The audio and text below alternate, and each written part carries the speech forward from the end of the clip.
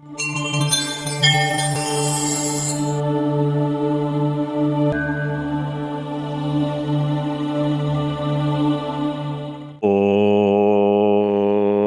అస్మద్గురుభ్యో నమః.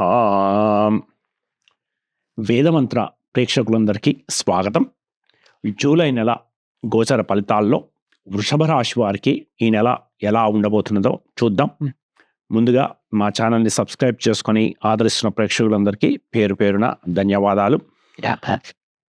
మీ రాశి వారికి ప్రధానంగా ఈ నెల ఆరోగ్యానికి సంబంధించినటువంటి విషయాల్లో మీరు కొద్దిగా జాగ్రత్తలు తీసుకోవాలి. మానసికంగా కొంత స్ట్రెస్ఫుల్ టైం కనిపిస్తున్నది. ఆ విషయంలో మీరు జాగ్రత్తలు తీసుకోవాలి. ఈ నెల మీకు ఉన్నటువంటి అవకాశాలు, ప్రతికూలతలు విపులంగా చర్చించుకుంటే, ముందుగా మీ రాశిలో మీకు గురువు సంచరిస్తూ ఉన్నారు. దాంట్లో ఎటువంటి మార్పు లేదు. అయితే మీకు 13వ తారీఖు నాడు మీకు కుజుడు రాశి పరివర్తన చెంది ఆయన మీకు రాశిలో సంచరించబోతున్నారు. కుజుడు మీకు సప్తమాధిపతి మరియు వ్యయాధిపతి అవుతున్నాడు. ఆయన యొక్క గురువుతోని కలిసి ఆయన యొక్క సంచారం ఏదైతే ఉన్నదో మీ రాశిలో, అది మీకు అంత అనుకూలతలను ఇది చూపించడం లేదు. ముఖ్యంగా మీ జీవిత భాగస్వామికి సంబంధించినటువంటి ఏదైనా విషయాల్లో మీకు కొద్దిగా కలత కలిగే అవకాశం ఉన్నది. ఆ విషయంలో మీరు జాగ్రత్తలు తీసుకోండి. ఇది మినహాయించుకుంటే ఈ నెల ముఖ్యంగా మీరు చాలా ఎనర్జెటిక్గా, యాక్టివ్గా ఉండే అవకాశం ఉన్నది. ఏదైనా ముఖ్యమైన పనుల కోసం మీరు చింతించే అవకాశము, ఆ పనులలో విజయం సాధించడానికి మీరు శ్రమించే అవకాశాలు ఈ నెల ప్రధానంగా కనిపిస్తూ ఉన్నాయి. అలాగే మీకు ఈ నెల శుక్రుడు కూడా ఆయన రాశి పరివర్తన చెంది ఆయన మీకు తృతీయ భావంలోకి వెళ్తారు. కాకపోతే మొదటి 16 రోజుల పాటు మీకు ధనస్థానంలో సూర్యుడు సంచరిస్తూ ఉన్నారు. మరియు మీకు శుక్రుడు కూడా ధనస్థానంలో సంచరిస్తూ ఉన్నారు. ఆయన యొక్క సంచారము మీకు ఇక్కడ మిశ్రమ ఫలితాలు సూచిస్తున్నాయి. అక్కడ మీకు మీ రాష్ట్రాధిపతి శుక్రుడు ధనస్థానంలో సంచరించడం మీకు ఆయన ధనస్థానానికి యోగకారకుడు కాబట్టి మీకు ధనాదాయం బాగా పెరిగే అవకాశం ఉన్నది. అలాగే కుటుంబం సంబంధించినటువంటి విషయాల్లో ఏదన్నా మీకు కొద్దిపాటి యాక్టివిటీ కనిపిస్తున్నది. మంచైనా చెడైనా మీ వ్యక్తిగత జాతకాలను బట్టి అది కొద్దిగా ఏదో ఒక యాక్టివిటీ అయితే ఇక్కడి నుంచి కనిపిస్తున్నది. అంటే మీ కుటుంబ సభ్యులంతా ఒక దగ్గర కలిసే అవకాశం మీకు ఇక్కడ సూచిస్తున్నది. వారితోని మీ పిల్లలు కానీ లేకపోతే తల్లిదండ్రులు కానీ మీ దగ్గరికి రావడం, మీరందరూ కలిసి ఒక కాలాన్ని గడపడం అనేది ఇది సూచిస్తున్నది. ఇక మీ వాక్కు మొదటి 16 రోజుల పాటు కొద్దిగా పౌరుషంగా ఉండకుండా చూసుకోండి. ఇతరులని బాధించకుండా చూసుకోండి. ఆ తర్వాత మీకు అద్భుతంగా ఉన్నది. మీకు ద్వితీయాధిపతి ఆయన మీకు తృతీయ స్థానంలో సంచరిస్తూ ఉన్నారు. ఇది మీ కమ్యూనికేషన్ స్కిల్స్ని బాగా పెంచుతుంది 20వ తారీఖు వరకు. ఆ తర్వాత ఆయన చతుర్థ స్థానంలో సంచరిస్తూ ఉన్నారు. ఇక్కడ మీకు రియల్ ఎస్టేట్కి సంబంధించినటువంటి విషయాల్లో మీకు లాభాలు కనిపిస్తూ ఉన్నాయి. భూములు, రియల్ ఎస్టేట్కి సంబంధించినటువంటి విషయాల్లో మీకు మంచి లాభాలు కనిపిస్తూ ఉన్నాయి. ఇది ఇంటి రెనోవేషన్స్ కానీ, నూతన గృహాన్ని నిర్మించుకోవడానికి కానీ మీకు ఇది మంచి అవకాశాలని ఇక్కడి నుంచి ఇస్తున్నది. అలాగే మీకు 16వ తారీఖు నాడు మీకు సూర్యుడు కూడా రాశి పరివర్తన చెంది ఆయన తృతీయ భావంలో సంచరిస్తారు. ఆయన యొక్క సంచారం మీకు బాగా యోగిస్తుంది. మీకు పట్టుదల పెరుగుతుంది. చేసిన పనుల్లో మీరు ఎటువంటి సమస్యలనైనా ఎదుర్కొని విజయాన్ని సాధించే లక్షణాలు మీరు పుణికిపుచ్చుకుంటారు. పౌరుషం పెరుగుతుంది. కాబట్టి మీరు ఇది చక్కగా మీకు యోగిస్తుంది.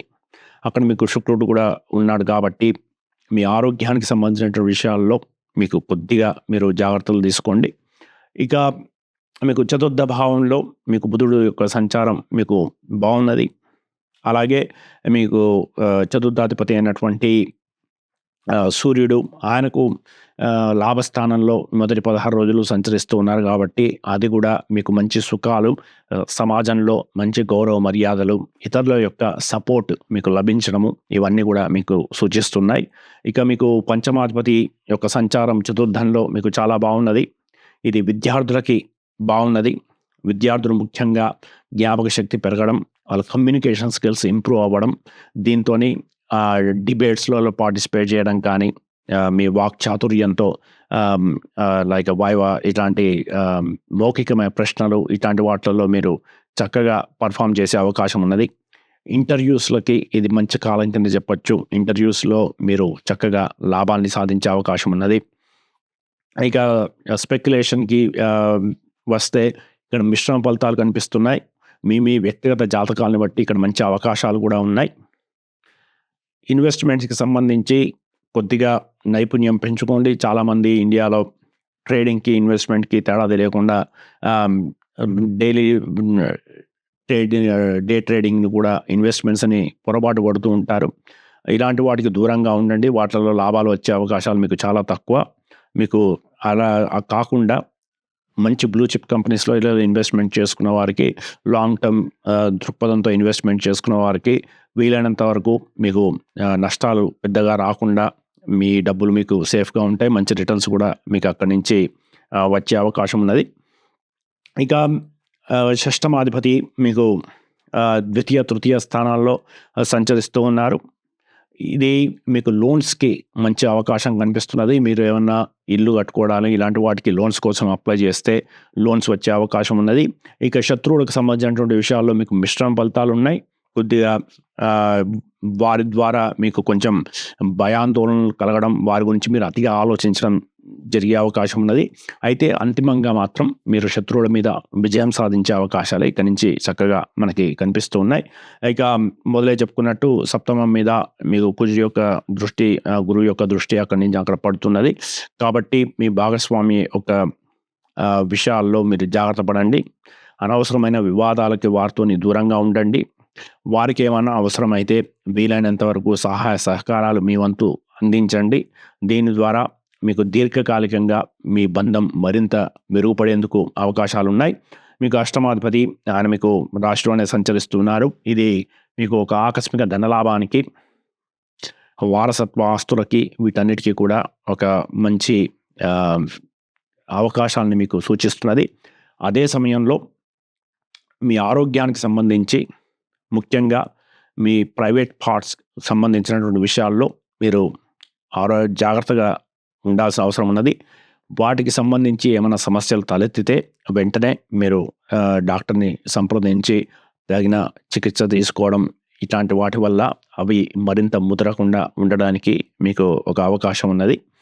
ఇక మీకు భాగ్యాధిపతి మరియు దశమాధిపతి అయినటువంటి శనేశ్వరుడు ఆయన వక్రంగా సంచరిస్తున్నారు జూన్ 30th నుంచి.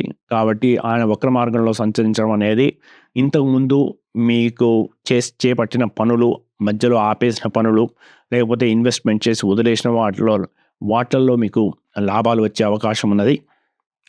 ఇక వర్క్కి సంబంధించి ఇంతకుముందు మీకు ఏమన్నా బకాయిలు, పెండింగ్లో ఉన్న బకాయిలు ఇవన్నీ మీ చేతికి వచ్చే అవకాశం ఉన్నది. అంటే ఇంక్రిమెంట్స్కి కానీ, ఏరియర్స్ కానీ ఇలాంటివి ఇరుక్కుపోయి రాకుండా ఉండే మీకు వచ్చే అవకాశం ఉన్నది.